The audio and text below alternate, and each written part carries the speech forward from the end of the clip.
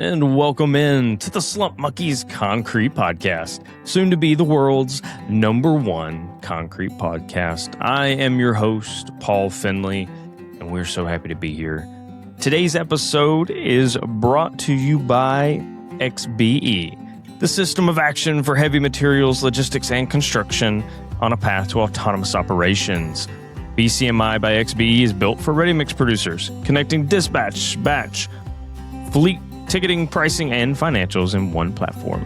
Agent XBE works alongside your team, scheduling loads, tracking deliveries, servicing problems before they compound so the operation runs, not just get managed. Visit them on their website. Listen here. Listen to their website. It's x-b-e.com. Say that again. It's x-b-e.com. Check it out. They've got Agent XBE, works across all the systems, connects everything together, answers questions. Pretty neat. Actually went and talked to him today, asked him to describe himself to me, and let him talk for a little bit. And then I was like, hey, is that what XBE told you to say? Or is that how you really feel about yourself? And he came back. He was like, no, sir. I don't color outside the lines. I just do exactly what they say, sir.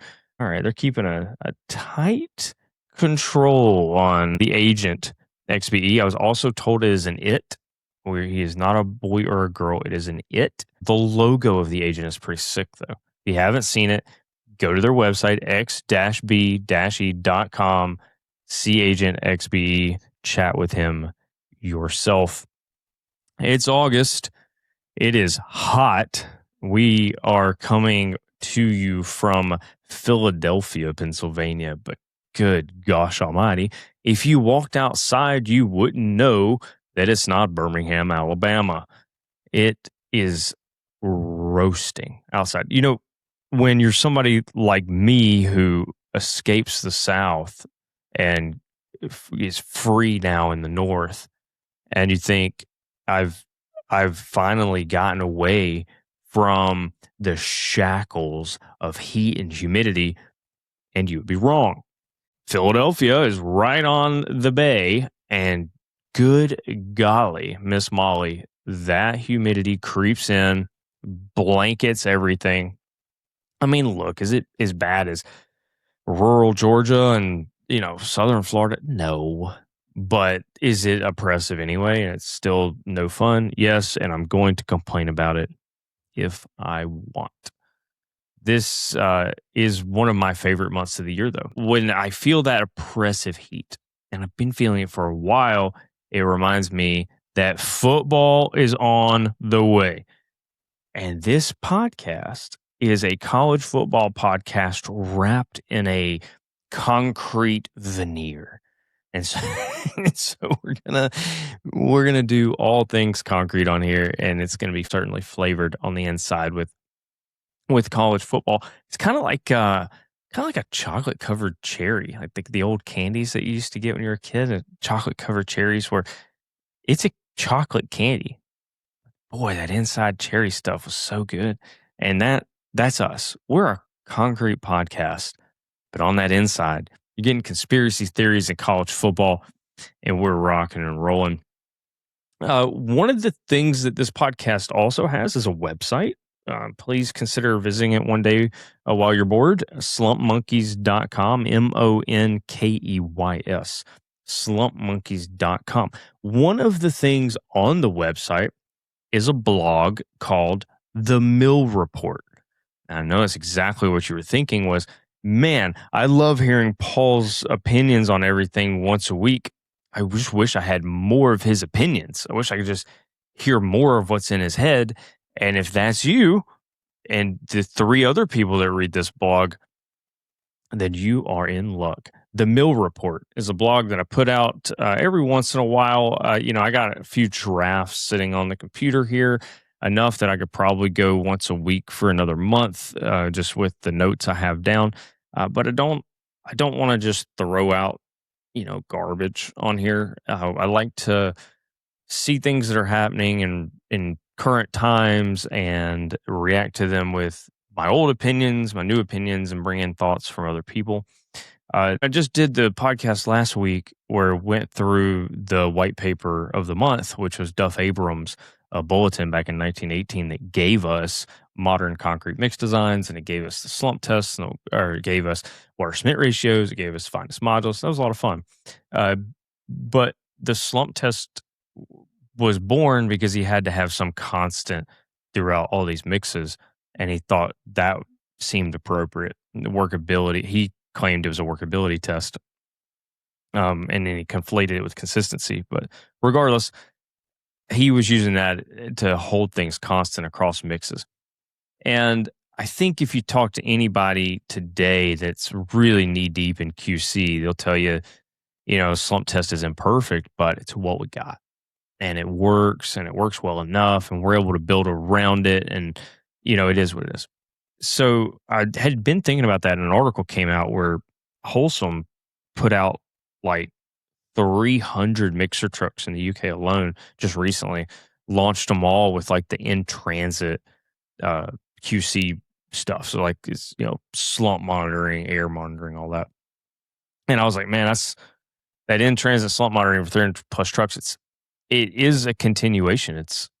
Is that the advancement that we're looking for to go from just the slump test to being a little bit more dialed in, and what can we do with it? So that is the basis for the blog article. And what I thought was a couple things that were really interesting. So number one, why is it being successful for them? And it's not always been successful at every rollout. And for them, it was driver adoption. So the drivers are actually using it. They're not fighting it. They're not ignoring it. They're actually using it.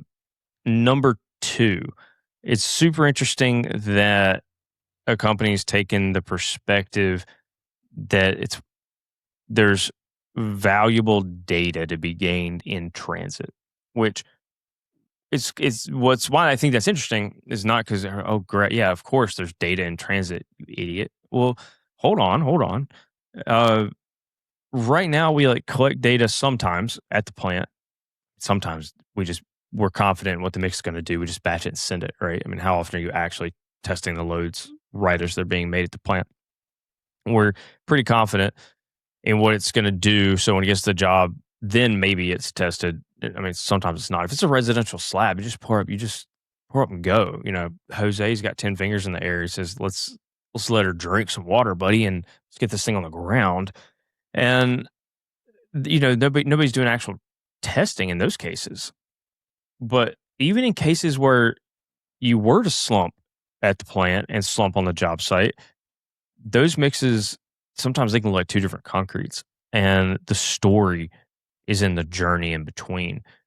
So point number three there is sort of quantifying or qualifying exactly what in-transit monitoring does and how it should actually be used for a ready mix producer. You're not just getting a record of what's happening, you're getting a chance to actually do something about it before that truck discharges on the job site. It's like years ago, Tim Hertak from Sylvie came on to the old podcast, and he was talking about it, and he said what changed things for him was that he had access to all the trucks through an internet connection. Anywhere he's at, if he has a cell phone or a laptop and he can get on the internet, he can monitor any of the trucks. He can see what the concrete temperature is, who the air content is. He can even see which way the barrel's turning. And that was super interesting. So they actually ran into an issue where the team was watching the data, and they noticed that the drivers were locking their drums into automatic control at like 1 or 1.5 RPMs when they were driving down the road. And the concrete was falling apart. The air was dropping, the slump was tanking. But it wasn't a mix problem. It wasn't an ad mix problem. It was a transit problem. So once they told the drivers to bump those RPMs up 3 or 4 RPMs during transit, suddenly the air stabilized. The slump held. Boom. It was as simple as that. But how hard would it have been to have ever diagnosed that problem without this new in-transit technology? So, in-transit technology has been around for a couple of years now, and some big names out there are pushing some of these that, especially the ones that bolt on into the hatch of the drum. So you've probably seen them at World of Concrete or Concrete Works or any of these places where you're around. But then there was another piece of the puzzle I thought was really interesting, beyond the data, beyond being able to solve problems before, they even get to the job site, was, if you're a QC manager and you've got a limited number of guys on your team, they cannot be everywhere at once. And if you're one of these folks that have like satellite plants, I mean, are you stationing a QC guy out there all day, every day in case a problem comes up? Probably not. You probably have bigger plants or important jobs, and you need people on those sites and near those sites. And you might have a plant that's like an hour and a half away out there that does a few hundred yards a day and calls it quits. And it's tough to justify having another warm body out there that knows what to do when things go wrong. And, before these sensors came in, the answer was basically just hope for the best, right? Send a tech out when you can, rag when something goes wrong. But with the sensor system, you can remotely monitor what the concrete's doing at every plant in the fleet. You don't have to have a technician physically standing there with a slump cone and air pot. See the data in real time, make a call from wherever you're at. I mean, this is next level for folks that have a spread out operation, but trying to have high quality concrete everywhere there is. Look, there's an accountability piece too. Tim actually mentioned this in our conversation years ago, where you can see when things happen. The barrel revs up, air spikes, and you say, how much water did you add? Oh, didn't touch it. And, we all laugh about that because we know exactly what happened when you see those things. And we added water, but we're doing it because that's what we did. We had 10 gallons, and we help guys out. So it allows us to track like what's really going on in the truck, see things. And look, it's not to like yell at the driver.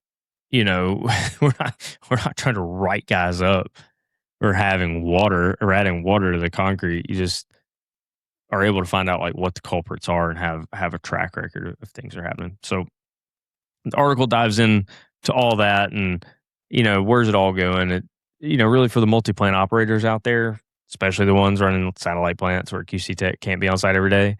This is where the technology kind of pays for itself. The ability to remotely verify which concrete's doing across the entire fleet from your phone. When you're an hour and a half in the main lab, well, that changes the math on how many plants you can effectively manage without compromising quality. I hope you found that interesting, that perspective. And if so, I would kindly ask that you go visit the website, slumpmonkeys.com, the mill report. There's a few other blog posts on there like that one. And I'll be putting those out periodically. One other thing we will be putting out is a pick'em league. So we have someone who is a listener of the show. He's starting to become a friend, despite the fact that he's a Texas A&M Aggies fan. I don't know what it is that I'm attracting folks as friends that have horrible taste in college football teams. Just horrible. Is there any group of people that I want to make fun of more than the people doing hand gestures at Kyle Field? Ugh, just awful. Oh, midnight yell. Freaking shoot me. Is there anything that I'd rather do less than attend midnight yell and let men in jumpers teach me how to cheer? I don't think so. And, growing up, I didn't have any of this animosity toward Texas A&M. Look, were they in the Southwest Conference? Were in the Big Eight? I don't know. Nobody knows. They were University of Texas' little brother. Nobody even paid attention to the Cal College, man. They had a pretty dog who was a mascot, Lassie. She was nice. I liked her. But nobody really thought about Texas A&M very much. They were a package deal, right? To come over to the SEC, we need to expand. We had to get somebody, and we chose them. And I actually thought when they came over to the SEC that they were just going to be an automatic win every year. And then Johnny Manziel happened. I still have nightmares about Johnny Manziel coming into Tuscaloosa and scoring like 21 points in the first quarter and making passes to himself and then throwing it into the end zone, and just insanity. That guy got drafted in the first round of the NFL because of his games against Alabama. That is an insane thing to think about. He changed how Nick Saban recruited defensive football players. That is the impact that Johnny Manziel and Texas A&M had on the history of college football. For that reason, all the nightmares and the silliness, I'm going to have to denounce Texas A&M football. I'm brave.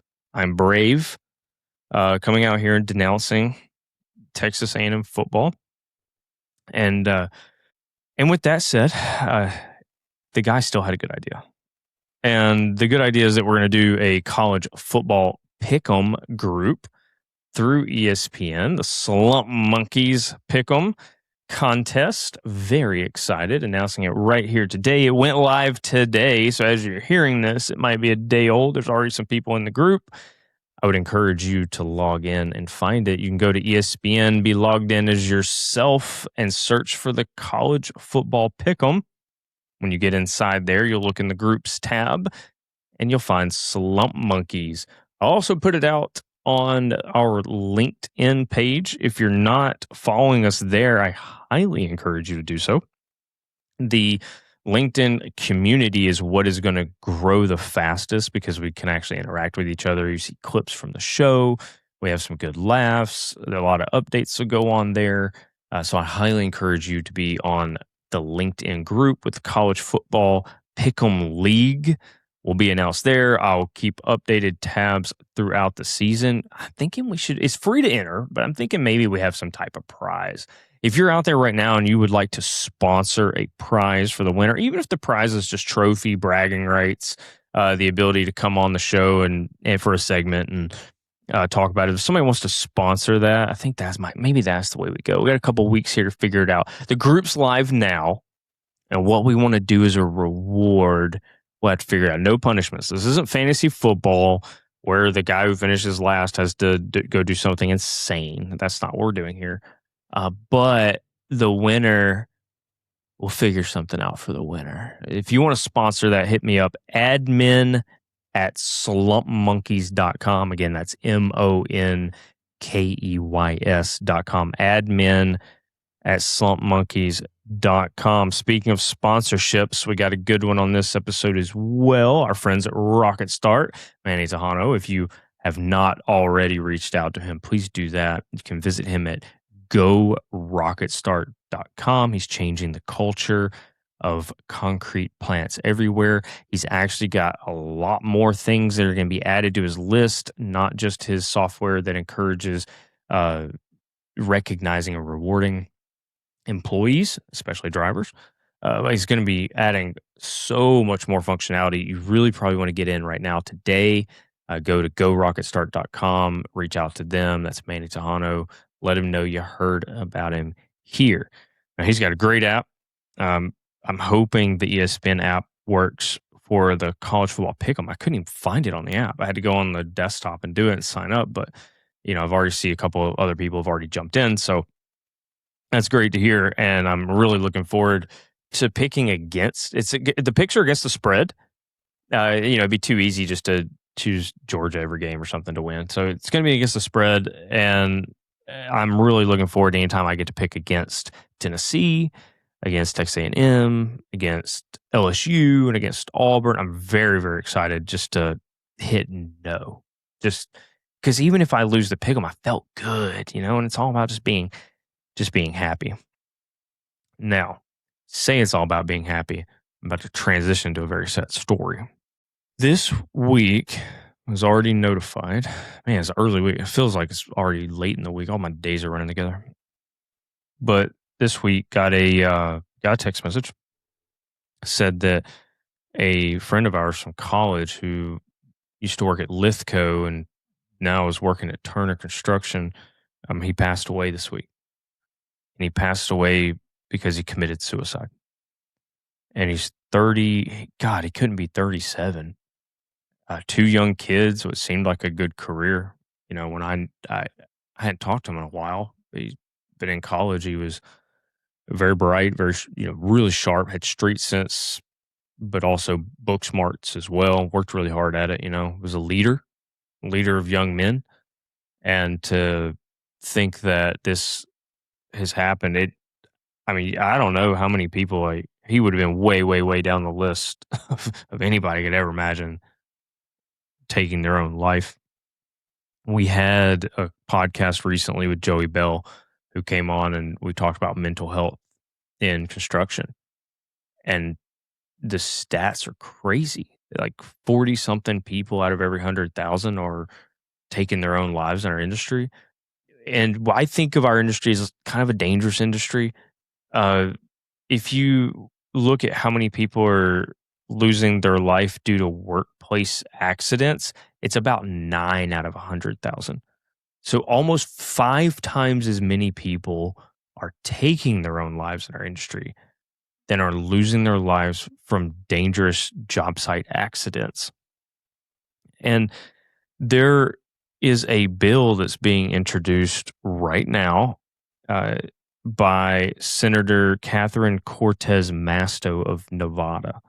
So a bunch of Democrats signed on to a bill that would provide funding to RFK Jr. over at HHS to do a study on workplace suicides in the construction industry specifically. Normally, I'm not a big fan of government studies. I think that's kind of insane. Like, why are we doing studies? Let's just go do the thing. In this case, I wouldn't mind like a study that actually tells us what they think the root cause is and then provides policy prescriptions. This bill aims to do that, to put that framework in place to force HHS to do that study and provide policy prescriptions. I'm not sure that I think government really fixes or solves all of our issues, but that notwithstanding, it is interesting to see that these concerns have made it all the way up onto Capitol Hill at the highest levels. The bill would call for a 3-year study. I'd feel better if it was like a 3-month study. I don't know why it takes 3 years to study this problem. I think it could be done much, much faster. And then it would provide policy prescriptions. Then they would hope to get funding for it.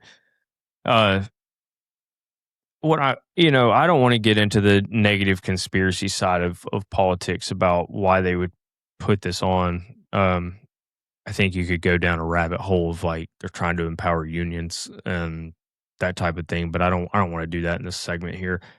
But I did want to highlight something one of the unions did do. This is why I think it might be connected to unions, but let's go ahead and say something nice about them for a minute. They launched a program called It's Not Weak to Speak. So this was launched March of this year. It's Not Weak to Speak.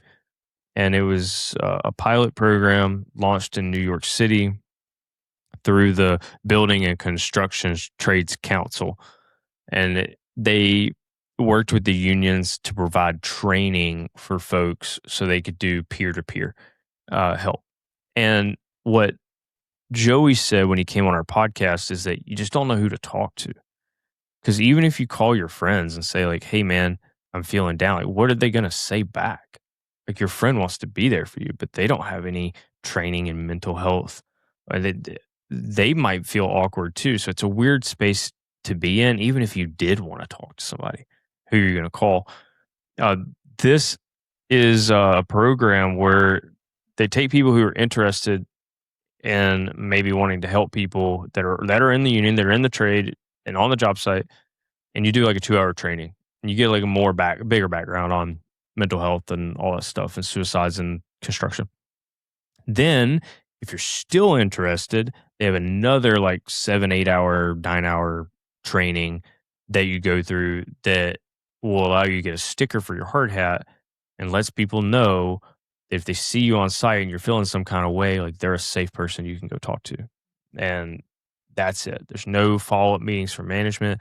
You just go and there's somebody that can help you process what you're feeling or thinking, do it confidentially. They don't make reports back to anybody. They just, hey, man, I'm here for you. If you need further help, like, here's where you can go to get that done. That is the public side of it. So again, personally, I don't know that we always need government to solve the problems. I don't know that unions always solve our problems either, but at least they're doing something about it in that case. But here's what a private company did. So last year, Bechtel, a big GC, big concrete company, they do a program now, $7 million, by the way, that they donated to American Foundation for Suicide Prevention. But the goal of the program was not just some blanket check. It said, hey, you've got to talk to people in our industry. So far, they've actually talked to 188,000 construction workers as of like a year ago. So that number is probably an old number. And their goal was to get to 500,000 guys. They call it hard hat courage. If this topic is interesting to you in the sense that you want to be a part of the solution, you want to help, and you just don't know how to help, I highly encourage you to go to hardhatcourage.com. There are so many resources on that site. It's unbelievable. If anybody comes to you and has these type of thoughts or feelings and wants to talk to you and you don't know how to talk back, there is a toolkit on that site, hardhatcourage.com. There's programs and things you can join if you want to get that deep into it. hardhatcourage.com. We wish the family of our friend from college, wish them the best. Hopefully, we'll get some information about what's going on for them and how we can support them. It's just a horrible thing. I literally can't even imagine. Like how you get to that point. And, you always say, man, if I'd have talked to him, maybe something could have been different. And I don't feel that way personally, but I don't feel like if I had done something different, things could have been different. But I do wish like he would have talked to somebody. And if that message had gotten to me, I certainly would have helped out. It's just crazy. I just don't know. Don't know why people do that. Just completely at a loss for words.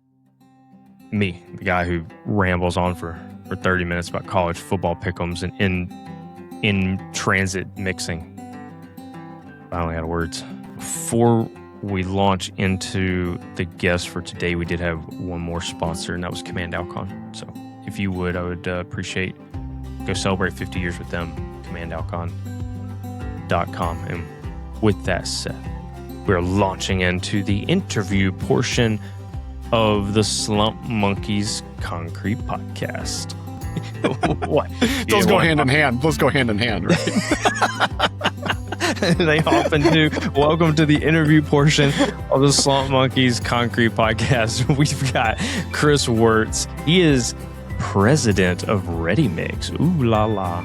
At Fancy. XBE, our title sponsor this month. Chris, thank you for joining us. Thanks for having me. Excited to be here. Yeah, we're just laughing at the only two rules in the podcast, for this podcast, no cussing and no politics. And when you talk about politics, you almost always end up cussing each other out. I just don't want this podcast to start devolving into the madness of politics. I agree with that. It's everywhere, man. And the minute that I start espousing what I think, I've immediately alienated half the, what you could maybe assume is half the audience, whichever side I choose. Yeah, I don't want the other side of it, man. We're all here to talk about concrete, have a few laughs, and then what this is eventually This podcast is a Trojan horse. It's a Trojan horse so that I can have a college football podcast. There you go. We all have goals, right? Do you follow any college sports at all? Oh yeah, I'm a big college football fan. Sadly, Cornhusker, Nebraska Cornhusker. We've had a rough 2 decades. Yeah. What? How? Okay, I need the story. How do you become a Nebraska fan when you're in Minnesota? So I grew up in South Dakota, and go to the middle of nowhere and hang a left. That's my hometown. And funny thing is, we don't really have any sports teams, right? And so you kind of go east, you can go west, or you can go south. And so my hometown was probably about 2.5 hours from Lincoln, Nebraska. And I grew up, I'm a 90s kid, born in the 80s, grew up in the 90s, and Nebraska was dominant. And my dad loved Nebraska. My uncle loved Nebraska. We had season tickets. We would go down to the games all the time. I've got a bunch of Nebraska gear sitting here on my desk that you can't see. And so I've been a Husker fan forever. And it was great. Like, it was a great ride till about 2005. But I ended up going to South Dakota State. And so, at that time, it was a small school. It was a D2 school. Is that and now the Jackrabbits? That's the Jackrabbits, yeah. So, we've won some national championships now, and we're kind of a, FCS powerhouse, if you will. And so I might have a little bit of a different view, right, growing up, when SDSU is more of a power, even though it's not at the same level as the big time programs. But I like pro sports, but I was more into the college scene. Obviously a little bit harder now with all of the transfer portal and NIL and all of that side of it. It's a lot harder to follow and watch from what I'm used to, but yeah, still a big Husker fan. Every year my buddies and I were texting about the optimism, and every year we get our hearts ripped out. Oh man. Well, I like your new coach. I mean, it's not new this year. Yeah. Like Rule's great. Rule. Yeah, he's great. But what happened to Dylan Raiola? What happened? Yeah, Mini Mahomes, right? He looked just like him. It was hilarious. Great player. Those memes were very funny. Yeah, I don't follow it as closely as I used to. Obviously, he's at Oregon now. He said some things that's getting the media riled up a bit. Yeah. You know what? He took his opportunity. I'm not gonna say anything bad about him. It just didn't make. I didn't know what happened that made him want to leave. Like, Matt Rule rolled out the red carpet. Lincoln was. I've been to Lincoln a bunch of times. It's not that big of a place. It is dominated by the university. It's a nice little town, and they rolled out the red carpet for that kid. And then he's gone. I'm not sure what happened. It feels like it's always kind of the same story here. Like, everybody gets really excited. They come down, they see, they get really involved with it. And then, you always hear the excuses, oh, we're too small, we're in the middle of nowhere, or whatever it is, right? But I don't know. I'm not exactly sure what happened, but I think we've got some good QBs coming in right now. And like I said, I don't follow it as much as I used to. I mean, in my youth, like, I was reading all the recruiting stuff. Like, I always joke around, if you like college football, wait until you get into recruiting. Cause I mean, it's like, that's like next level. I always say it's like, it's like getting on heroin, man. I mean, it's like you're just in it. You're reading everything. I was reading all the articles in the Omaha paper and the Lincoln Journal-Star. And I was really into that. But now it's so different with all the transfer rules, and every year there's a new roster. So I struggle to keep up as much as I love the sport. But yeah, it's been a rough 2 decades, I would say. Well, yeah, I mean, look, when you had Tommy Frazier and Osborne was there, I mean, was there a scarier team than the Big Red Machine running down your throat? I don't know, man. I don't think when I'm feeling bad, I still go look at 90s YouTube highlights. I think about the 95 team. I mean, golly. Yeah. They're amazing. I mean, you watch like the Peters brothers playing and the Steinkooler and some of those, defenses they have. Yeah, look, man, I got goosebumps. It's great. And then, I mean, Tom Osborne's rolling into town. They're running the option. Nothing you can do to stop them. Yeah. It was great. It was a great time to be alive and be a Husker fan. Great atmosphere. Awesome time to go down there. Still one of the best stadiums. And I'm obviously super biased, but still one of the best stadiums. I'm biased about that stadium too, because my previous life, before I have the job that I have now, we were selling an additive in the concrete, and that is a tough road to hoe. And so we had some friends in Lincoln that were using it, and there was a big expansion going on at Cornhusker Stadium, and they were pumping lightweight concrete up there to build the expansion, and they were using our additive on it. It was one of our first like big breaks we ever got, and so that was that's awesome. Almost 15 years ago, not quite 15. It was like 12 years ago or whatever. Yeah, I haven't been back to Lincoln it's been quite a while. And, they're always going through renovations, always making changes, always making that stadium better and better. But yeah, great college town. I think it's one of the best college towns in America for sure. Well, if you didn't know, avid listeners of the show will know, Crimson Tide fan here. I figured. So we had a good run. We had a good run recently as well. And, I don't know what we're going to do, man. We're right now for the upcoming recruiting class, we're ranked like 43rd. We're almost like last in the SEC. Yeah, that's odd. That's a what do you think of DeBoer, right? He's still there? Yeah, he's still, yeah, good question. Is he still there? Yeah. You can't fire him yet. The kids like him, the donors like him, and when you're making the playoff, like you're gonna fire the guy that's making the playoff. Yeah, probably be careful what you wish for. Probably not. And Nebraska's still dealing with getting rid of Solich. I think we're cursed now. So here's something I always found was interesting. Well, for DeBoer, it's even tougher because he's the guy replacing the guy. It's really hard to with Solich and Osborne. Yeah, exactly. It's really hard to be the person that replaces the guy. There's also something else really interesting when you're Nick Saban and you're on a roll the way he was, and he was getting 5-star recruits left and right. I just always felt like his floor for what he would expect from a scholarship athlete and what that athlete's supposed to look like was different. Like it's almost like DeBoer's happy just getting a 3-star kid. He's fine with he's fine with that. He wants to take the 3-star and develop him into an elite player. And Saban's like, the way you win is having better players than the other guy. So we're going to put all of our focus onto recruiting. And I was like, okay.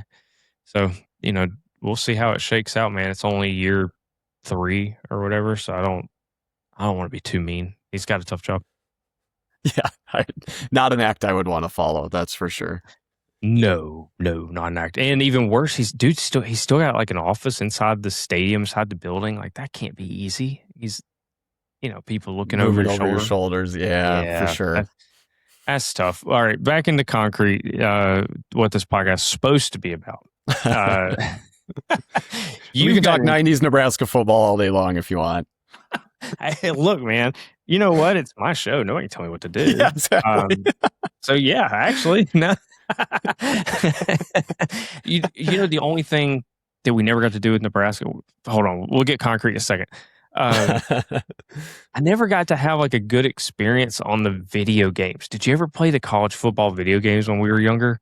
Yeah, I'd had what did I have? Bill Walton's college football. This is dating me, but it was on the Sega Genesis, and then I had college football '96, I believe. Okay, so the Huskers would have been good on that. They were really good then, and then I forget the year that they actually stopped college football, like the college football game. EA. The EA game stopped in 2013. It was the 2014 game. They named it a year ahead or whatever. So I had this thing. I'd always buy the college football game on the console, and I forget what my last team was on that, but I'm drawing a blank on this. But there was a Nebraska quarterback that sued over their rights. It was Sam. Wait, your guy was a guy from Nebraska? Was the guy that started all don't quote me on that. I thought it was a UCLA guy. I was blaming California this whole time. I believe he was a transfer, Sam something. I can't remember his name. I thought he was the one who initiated the lawsuit. Oh my gosh. Don't quote me on that. I could be completely wrong on that. Oh my God. Yeah, he stopped the game. It gave us the NIL era that we're in right now, which better or worse, man, you got new teams at the top. So, maybe it's doing what it was designed to do. I just don't ever remember playing the games with like a Nebraska offense or a Nebraska team and like taking, because there were different teams. Like there was a West Virginia team a few of those years that was just unbelievable. And I didn't know anything about West Virginia, but they had a quarterback with a 99 speed rating and a running back 99 speed rating. And I put the Florida offense, Tim Tebow's offense, on the West Virginia squad, and good luck stopping us, because that would have been in the down years, right? They would have been on the downward trend, probably since 2001, I think. So you probably wouldn't have got any good ones. Oh, those are horrible years to be a Bama fan too. We can laugh about Saban, but those are bad years to be a Bama fan. Yep. Yeah, it was tough. You had an interesting career. I was really glad when we talked previously, really glad to learn about your background. Because a lot of times when you get into concrete, you don't really know who you're dealing with. And you have a guy, and you're at a company that's a technology company. And when you're dealing with technology folks in the ready mix business, it's a mixed bag, man. There's some characters out there.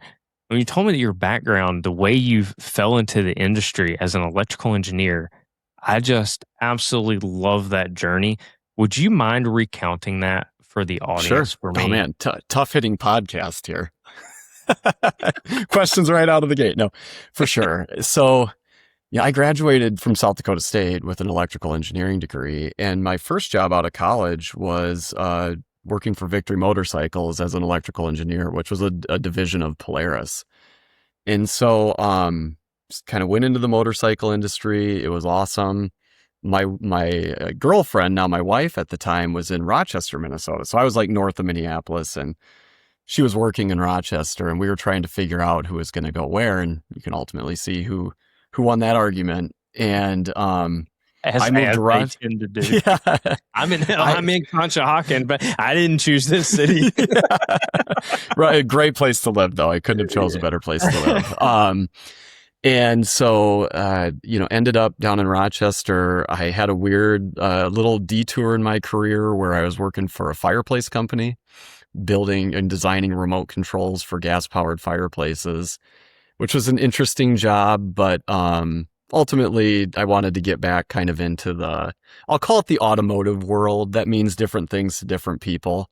But when you say automotive, a lot of people assume the big ones, the big three, right? But not quite that, but like vehicle development. I really enjoyed that. And at the time it was 2008. Well, 2008 was when I moved to Rochester. Then it was roughly 2011.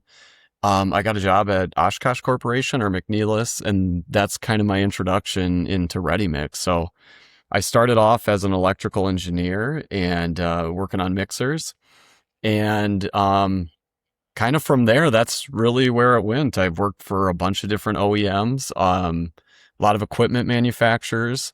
So I've been on the paving side, been on the ready mix delivery truck side, and then I made a shift into software, and I've kind of been there ever since. So I think I'm on my 8th or 9th year on the software side. And it was funny, McNeilus, where I worked at the time, they made garbage trucks and ready mix trucks. And I was talking to my grandma on the phone, and she was, she's like, "Oh, you're going to pick up garbage now?" And I'm like, no, I'm going to work on the trucks. Right. And, so I'm like, I'm working on them, and I'm like, it's different. And so that it was funny because I got into that space. I'm like, man, these hauling industries are kind of nuts. And, when I leave, if I ever leave, I'm going to go do something completely different. Well, now I don't have anything better to do. And this is all I know. So I'm stuck in the concrete industry. Man, that is a perfect grandma question. Oh, you poor thing. Poor Christopher, you're going to be hauling trash. With that sound, I mean, honestly, not a bad gig. Not a bad gig at all. So, when I was growing up, we used to call those sanitation engineers. And not a bad gig. I mean, there's some good benefits, good companies to work for. Like, not a bad gig whatsoever. Oh, that's funny, man. One of the things you said when you were going from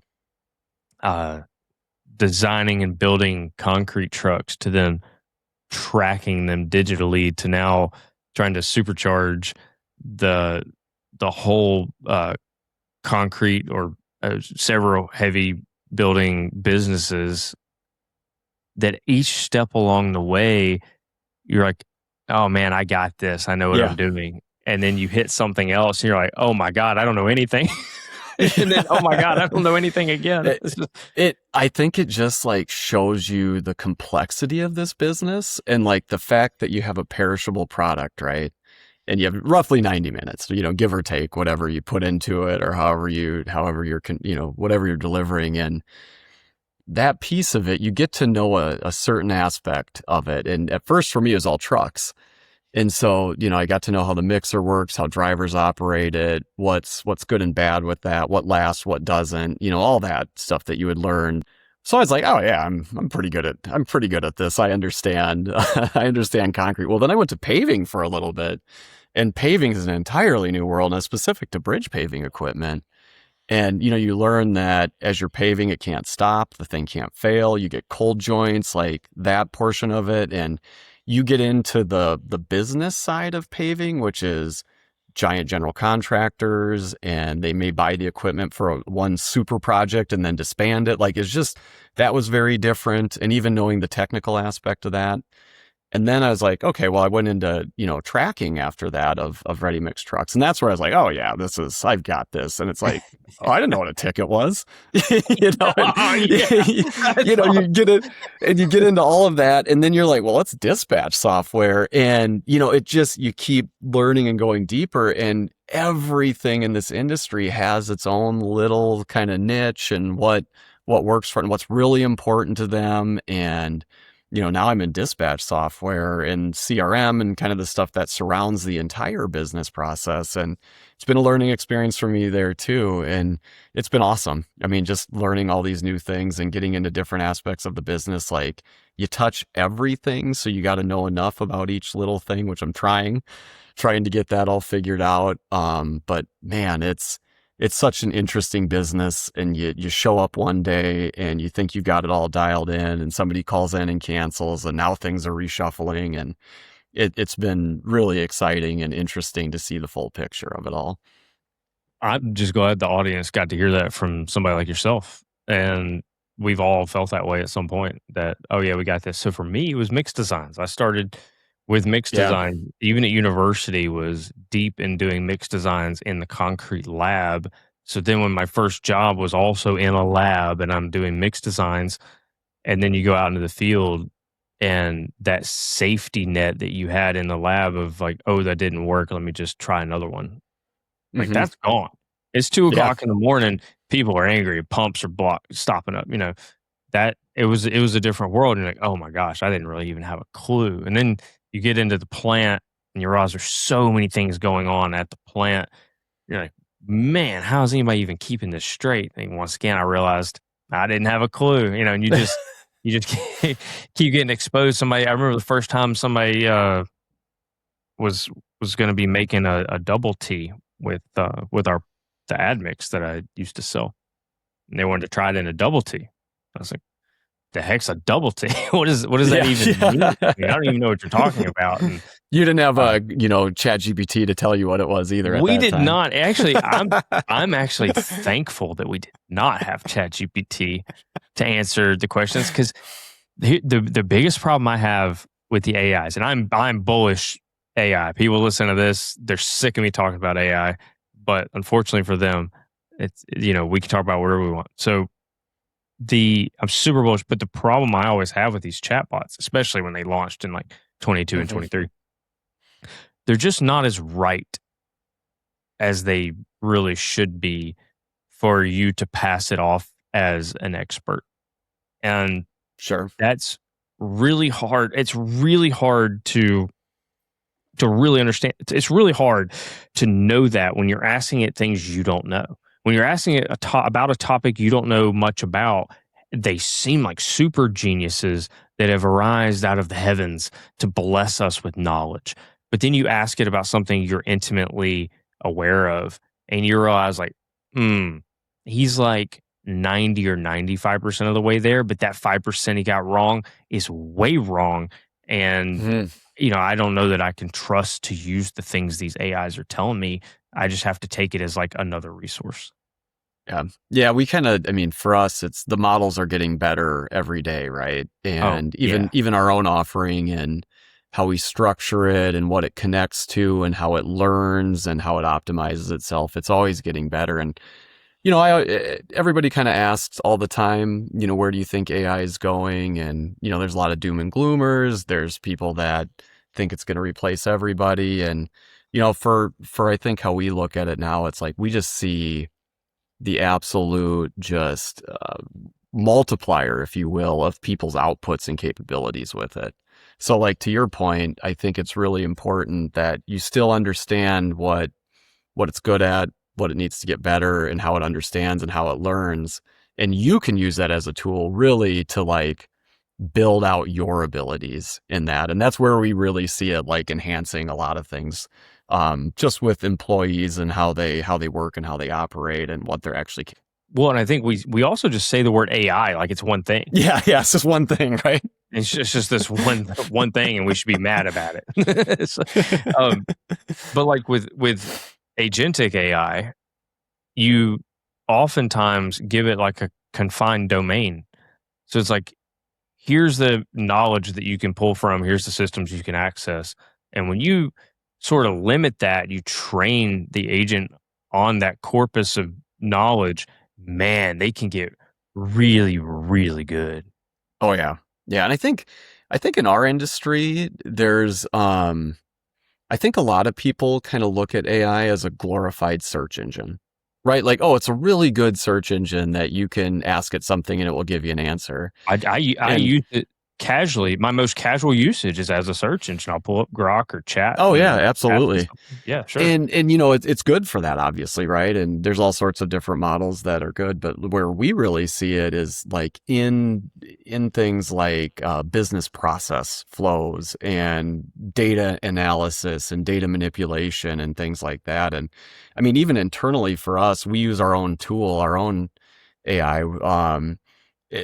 Probably more than anybody, and it's on configuring things and creating automated process flows and stuff. And for us, that's where we really see a lot of the value beyond just kind of what you normally see as a casual AI user. And it's amazing. I mean, just absolutely astonishing what it can do when you start connecting your business systems to it and, what you can automate in it, which, I mean, for a casual person to be able to kind of almost program their own stuff to do it, it would have just been impossible even 3 to 4 years ago. And now you can talk to it and it'll build out a process for you, which is wild. That's it. Just talk to it. And it just does it. And then if you don't like it, you tell it, I don't like that. Try again. And here's why I didn't like it. And here's what I was really thinking. And it doesn't get offended. It just sometimes you have to be a little mean to it, right? No, no. No. I'm very nice to the AI because I, for one, welcome our AI overlords. I do not want it attacking my 10 years from now, it's going to look back and, Paul was so nice to us. Spare him. Look at he was so polite. Chris was mean to me the whole time. He said thank you every time. He said thank you and please, look at that. If you're not somebody that is used to having to generate reports and read reports, like it's hard to understand like how many hours can go into building reports. And you have to track down the right people with the right information and get everything. Because even before, you couldn't even connect systems.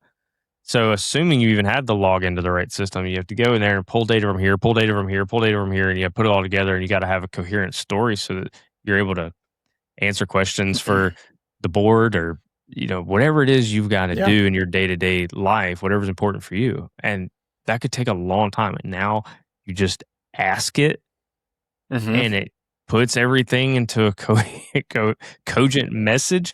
I do find sometimes though it's not very good at math, and I use like the top models. Now, if I'm just like Google searching, I'll just grab like a whatever the free model is, and I'll ask it to search.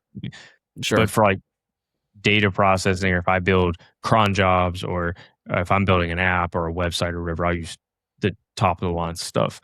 But when it comes to math, man, it still struggles. I'll have it look at a 10K report and I'll ask it to build build out certain things for me, and I'll ask 3 different models and I get 3 different numbers. And, you know, with that being said, though, I remember being in business school and we do that, and every single person had a different number. Yeah, there you go. And I'm like, well, who's right? And, the professor was like, it doesn't really matter. We just all want to see where the trends are. I was like, oh, I hate that type of math. I hate that type of math. Like I said, I've got an engineering degree and I hate that type of math too. So yeah, it's, it's getting better, right? And it's all about how you ask it, how you train it, what you do on it, and give it examples of where it's messed up. And, it just gets better and better all the time. Maybe I got to have it start analyzing some 10K reports and see what's going on there. I'm going to get on that after I get off this podcast. So, well, we have a new, the company I work for, one of the companies I work for is a new company. And I wanted to benchmark, we did like a pro forma P&L, and, so I'm doing all the pro forma income statements and the pro forma statement of cash flow, and I was trying to build this out, like what I think it's going to look like based on our early numbers. And then I was like, well, I wanted to benchmark that against the industry. And so I pulled a bunch of 10Ks and I was going through it. I was like, man, I bet you the AI could just do this for me. Because I knew, but that's part of just knowing what to ask. Yeah, and for sure. So I was like, let's benchmark themselves against these other companies. And it was, so I wanted to see what their, operating margins were. I wanted to know what their EBITDA was. I wanted to know where were they. So if I'm looking at my numbers and I'm thinking like, hey, these are pretty dang good numbers for the business category. But I don't know that. I just think that. And then I was able to like peg it against everybody else. And, we were okay. I was like, okay, so we are in line with everyone else. We're okay to sell our product for this number because we should be valued at X based on Y. It doesn't prevent the owners from coming back to me and saying, no, you need to double the price. Of course, yeah. It gave me some fodder for my cannon to be like, no, we have to be priced reasonably, and it's okay to be priced this low. Look. Even like you said, even if you're off a little bit amongst models, like think of the amount of time that would have taken you to do and put something like that together, and it gets you something that's nearly complete or all the way complete, depending on how it comes out. So that's just the great time saver of being able to use these tools and make yourself a lot more efficient. So it was a huge time saver. And if you're listening to this, you're like, who cares? Well, I cared because I needed to be able to price our product in the market. And if the market's telling me one thing and my ownership's yelling at me of a different number, I need to make sure that I'm doing the right thing for all parties. And it didn't take me 2 weeks to build that out because I would have had to run that. I had to build the model out and then run it for every company. No, just the AI did it in like a few minutes, and then I didn't trust it because I never trust them 100%. So I'm picking that up. I'm picking that up. Fed it to a couple. Yeah. And I caught it. One of them told me that like one of the companies had a 63% gross margin on industrial minerals, and I was like, there is no way that's possible. And it went back and it was like, oh yeah, you're right. I was wrong. Good catch. And then another one, it told me something crazy. Oh, it said its net income was like negative $100 million or something. And I was like, no, like what's the real story here? You can't just print that. And it's like, oh yeah, it wrote off like some merger and acquisition it did that failed and it just wrote it off all in 1 year. I was like, thank you. These are important things. For sure.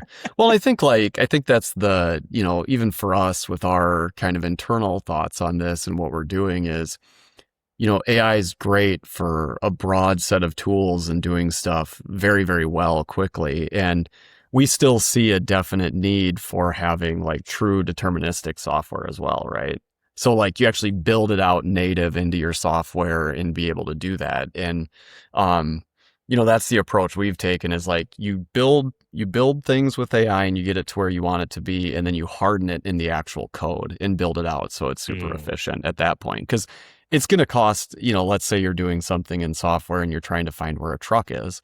It's going to take AI and it's going to be more expensive if you're doing it every day, trying to determine where that truck is. it's going to be more than if you just do it, hard coded so that it's running and operating at the most efficient manner, right? So we really see it as like a tool for us in product development and like being able to iterate very, very rapidly on stuff and then taking that and actually making something hard coded for you to use.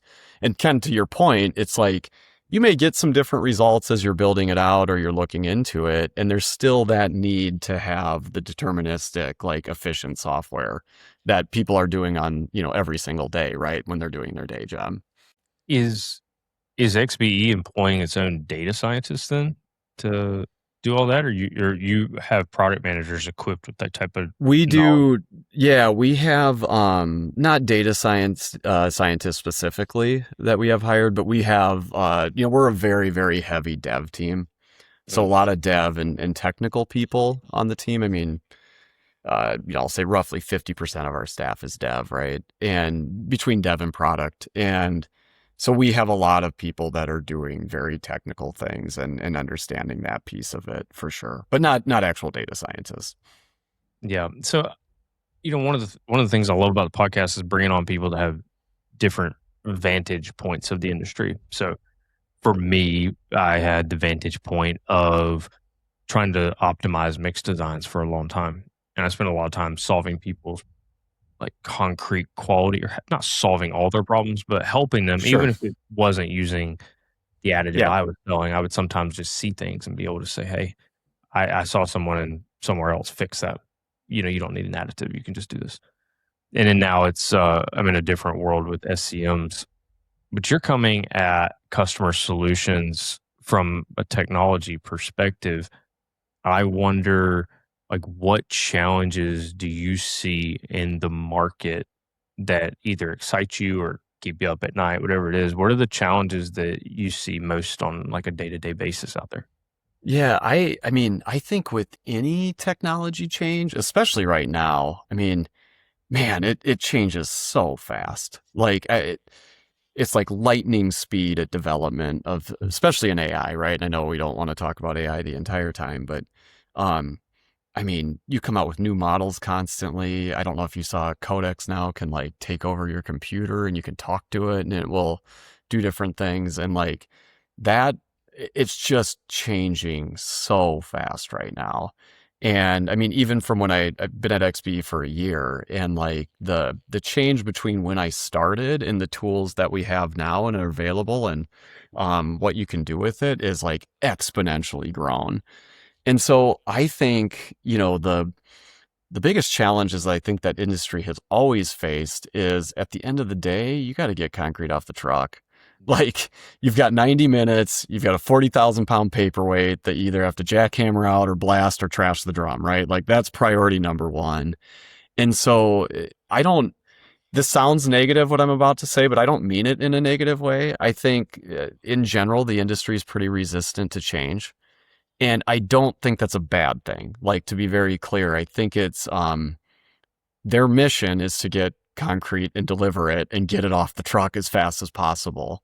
So when you're interrupting that mission with either a new process or a new tool, like they are going to be skeptical about it, and rightfully so, because you could you're dealing with mix designs, you could put the wrong mix design and that skyscraper now is a massive problem that you built. And so I think the biggest challenges we always face are just getting people to change and adopt new processes and take away the mindset of this is how I've always done it. And I've faced this at every product development company I've worked for. And that's pretty much what I've been, is just product development. And, it could be the truck. They don't want to, do electronic controls because they know how to fix a cable, right? Well, there's only so much you can do with a cable controlled truck. Or you get into the telematics and they don't want sensors, or, they have to have a specific thing on there that they need because again, they're trying to get concrete off the drum. And I think that's what I see constantly. And so it's always working with them to get comfort, getting an understanding of how this is different than their current way of doing it, how it's better, maybe how, sometimes what are the downsides of doing it too, like in being transparent with them. And I think we just face that across the board. I don't think there's one region or area or type of customer that's really any different. I mean, there's obviously people who lead in these situations, but that change and then willingness to adapt and make the change is always the hardest hurdle to get over. Once they do, it's great, but it's going to face a lot of resistance right away. And I think the good thing that you just alluded to, the most important thing probably for you, that so you could always relay this to your team, is it's not you, it's them. Like it might be hard as someone who's like maybe a salesperson or a development person at XBE that's not been anywhere else. Mm-hmm. They're like, man, we've got this great thing. Like, I can't believe everybody's not jumping through hoops and begging us for it. Mm-hmm. And it doesn't matter what part of the process you're serving. It's always slow to change for all of it. It's just the way the business is. So it's interesting you're seeing that same thing that I saw on the additive side or on the SCM side. You're seeing it on the technology side. Yeah, and there's a lot of balance, right? Because especially for our software now, like you're ripping out the neural center of their operation, right? Let's say you're replacing dispatch, or it's rare you'd get this where you run into somebody who doesn't have dispatch software, but you're ripping out their core. And like, you can have flashy, cool stuff, but if you can't invoice a truck after you ticket it, or you can't send a ticket to the batch panel, it's not going to work for them. And so it's a real balance of like, how do I make it so it's flexible enough to adapt to what they used to do, and also push everybody forward to make, the entire industry more efficient as well. So there's a really fine balance to manage there. I'd never had this thought before, so sorry if this is a stupid question, but are you software only? Are you having to build hardware when you come in and say like you're taking over, you're going to be the new dispatch program? Do you install hardware as well? Typically for the majority of our products, it's, let's just say, making this number up, 80% is what we, cloud-based technology, right? So we're not installing any new servers or doing anything like that. We do have a division that does maintenance software, which has telematics hardware on it. And so in some cases, you would be installing new hardware on the trucks. But as far as like the primary software goes, there's not any hardware or anything involved with it, mainly because we're all cloud-based at this point. And it just downloads on their regular computers and away you go. Yep, you access a website. And then there's things you have to do, like if you're going to be interacting with people's batch panels, for example, like you have to connect to them and generally put software on their servers. Obviously, there's a lot of different companies that are going to what they call cloud batching now too. So that would be something we would just connect via an API. So kind of web to web at that point. Sorry, what's cloud batching? Oh, so a lot of the batch panel companies now are actually producing their own batch panels that connect to the cloud. So AWS, Azure, whoever your cloud provider is, they're starting to do it that way rather than you having and hosting your own server in the operation. And so you connect to those different than you would, mainly because it's web to web rather than web to their server. So no new hardware from our perspective on that point, just a different way to interact with those systems. Yeah, it's interesting. One of the things, if you're not following along with the history of technology, we'll catch you up real quick. On the server side, it went from everybody needs to have a server to, all right, everybody, let's move to the cloud. And now there's like a chance that a lot of these enterprises, I don't know about concrete, but a lot of other enterprises are like, wait a minute, when they go back to on-prem, we've got to get servers back on site because they're afraid that they're going to be putting all their data into the AI cloud and this is going to get taken by whoever. So there's always a push and a pull, right, in these decisions and directions, and what one thinks is safer and what doesn't. And yeah, there's always a battle there. Right now, these cloud dudes, they are printing money. Holy moly. There is no better. The only business I think might be better is a Chick-fil-A. Never seen a short line of the Chick-fil-A. But I was just talking to my dad last night. He was up visiting, and we were talking about how amazing the experience is at Chick-fil-A. It's crazy. I got a Chick-fil-A story for you. So back in 2021, it was April. April 2021. The COVID vaccine version 1 had just been released. Okay. And I had to I had to travel to Canada. So I had to get it. Even if I didn't want it, I had to get it. Our work wasn't mandating that we get it, but I had Sure. to get it if I wanted to travel to Canada, and I needed to go up there for work. And so they were doing the Johnson & Johnson vaccine. At the time, that was the only one that was like a one shot. You didn't have to come back for Sure. a booster. And I was like, oh, it's great for me. Just get in, get out, get on my life. And I got it right before they discontinued it for all the blood clots. So I got it. And when I showed up, it was a madhouse. Like it was crazy how many people were there. They were doing it like the fairground, the local like fairgrounds, and Sure. which had like a horse track, and it was just a huge area with a giant indoor barn that had been cleared out just for people to. You could either drive your car through the drive-through version, which was insane, or you could park and you could come inside, get your shot, and sit for 15 minutes while they made sure you didn't have anaphylactic shock. And the first day I rode down there, it was so crazy. I just turned around and went home and rescheduled for a week later. And when I came back a week later, it was like clockwork. It was rolling like clockwork. It was so smooth. Just as many people, if not more, but it was running smooth. And I asked the person there, like, hey, what did you do to make this so much better in a week's time? And they said, we went across the street and asked the guy running the Chick-fil-A how he manages 2 drive-thrus and all these customers, and he never has traffic backed out to the road. Like, they were right across the street. He's like, I asked him if he'd come in and look at what we were doing, and he like redesigned the whole traffic pattern and how everybody works, and they were running it like a Chick-fil-A. Maybe we got to get some people in Ready Mix that have Chick-fil-A experience. That might be the next step. I got to hire some of these guys. Are these? I think you just had the most brilliant idea ever. Wait, stop recording. Don't publish this. So if you're running one of these, that's my competitive advantage now. You just leaked into the whole world. You have these new high-priced consultants that you're bringing in, and they're like, my pleasure. Yeah. Like, what? Bringing you sauce all the time. Yeah, it'll be great. Oh, man. Could you imagine? That's incredible, especially these plants that are doing like, 1,500 yards. You got dual batch plants, right? You got dual lanes. Yeah, you might have a spare dry batch panel, batch plant over there that you got to run occasionally for overload, or overload. Yeah, I think this is it. I like that Freudian slip you just had there with the overload. Exactly. That was nice. Yeah, the other thing that Chick-fil-A does really well though is they're overstaffed. Look behind the counter at like a standard fast food place, and then look behind the counter at Chick-fil-A. Standard fast food place might have 2 people behind the counter between the person that's taking your order, running the drive-through, and then bagging food that's coming out of the kitchen.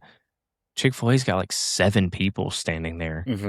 And I wonder a lot of times, if you have that many people that have the ability to service the customers, then the customers get good service. Yeah, that makes a lot of sense. Well, and I think too, like what my dad and I were talking about. So my dad ran a business. He owned a pharmacy in a small town. And that's right. Your parents were both pharmacists, and now you play with mud. That's right. Yeah, I was the black sheep. I went into electrical engineering. And my dad was just commenting on how everybody in that organization is just dedicated and service orientated, and they get the good attitudes. I mean, it's amazing what just having a good attitude will do in that situation to make everybody feel that much better about whatever's going on in it, right? Who knows? Maybe that sandwich takes just as long to make as any other fast food restaurant, but the fact that they do, service you with a smile, you may not even notice that. So it's really incredible. And they close one day out of the week. That still is mind-boggling. Allegedly, someone did a study and said if they opened up that day, that it would actually reduce their sales for whatever reason. I don't believe that. I think they're leaving an incredible amount of money on the table because they're like, nope, this is what we do, this is what we believe in. I'm like, man, that's some hardcore conviction from the Cathy family to be leaving that much money on the table. I don't know how, so I grew up in South Dakota, Elk Point, South Dakota, it's right by Sioux City, Iowa. And Sioux City, I think at one point in time, don't quote me on this as a fact, but was the furthest north Chick-fil-A. And it was in the Sioux City Mall. And to this day, so I've grown up with it my entire life, and I still can't remember that it's closed on Sundays. You'll be going there like, oh, let's get some Chick-fil-A. And then, oh yeah, it's closed. It's Sunday. It's always That's right. on a Sunday when you want it. They started putting it on the highway sign. So when you're traveling down the freeway and it's like, what food is on this exit? And they'll say closed on Sunday underneath Sundays, the Chick-fil-A sign, which is great. Who advertises that they're closed? Yeah, exactly. That's what a business. So we've got it. If we got anything out of this podcast today, it's the real nugget. Hopefully people listen and go deep on this one. They're going to find the real nugget for logistic challenges. Man, what a good pun that was. Yes, the nuggets from our Chick-fil-A story is we need to hire these consultants to help us get trucks out the door at the batch plant. No, that's great, man. Well, look, this has been a really fun episode. It was really good to have you on here. I think people that are listening to this get a good sense of who's at the helm at XBE. It's clear that you care about the industry, you care about the business, and that's going to bleed down through the rest of the organization as they're taking care of folks. I'm thankful that you guys are a title sponsor of our show. I really do appreciate that. It's helping us do what we're doing. Is there anything else, any other message that you wanted to get out to the people before we jump off here? To me, this industry is so fascinating. I always find it to be like the most interesting puzzle to try to figure out. And, I think we're convinced we can really help and get better at math and solve some of this really mathematically. Right. And it's just so interesting It's such a people industry, all the way to like how you do business with relationships, but just knowing, this being in mixed design and mixed management, it's whatever that driver is doing on that truck can drastically impact the quality that comes out there. And you're a moving billboard as you go down the road, and how you interact with people on the job site is, it's kind of your advertisement and your competitive advantage. And that it's just a fascinating puzzle to try to figure out. And I feel really, fortunate to be able to continue to learn and expand and just find out new things about it. So it's been a lot of fun. I've enjoyed the change, great people. And I think like it's just fun to see things moving forward and see the world being built from the ground up. That's one of the funnest parts, right? Going out with the customer and going in a new stadium or a new bridge or whatever it is. So yeah. No, that's great. It's a wonderful business. Actually, even when hearing you just talk right now, I think our Chick-fil-A consultant idea, as you go past the drive-through of the ready-mix trucks, we've got to expand it to, what if dispatch person was like, how can I help you today? Oh, my pleasure. Yeah, they're out there with their tablet, like on the job site, like could you even imagine the truck driver shows up acting like a Chick-fil-A employee? People might think they've lost their mind. But sir, you forgot your fiber. You forgot your fiber, sir.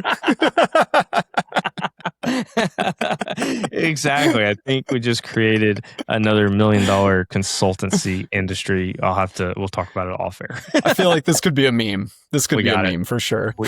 We did it, man. Thank you so much, guys. This is another episode of the Slump Monkeys Concrete Podcast. We want to thank all of our sponsors here today. Thank you to Chris for joining us here. If you want to learn more about what Chris is up to, please visit them at x-b-e.com. If you're interested in becoming a sponsor of the show, please reach out directly to me, admin at slumpmonkeys.com. That's MONKEYS, admin at slumpmonkeys.com. Thank you, Chris. I appreciate it, man. Thank you.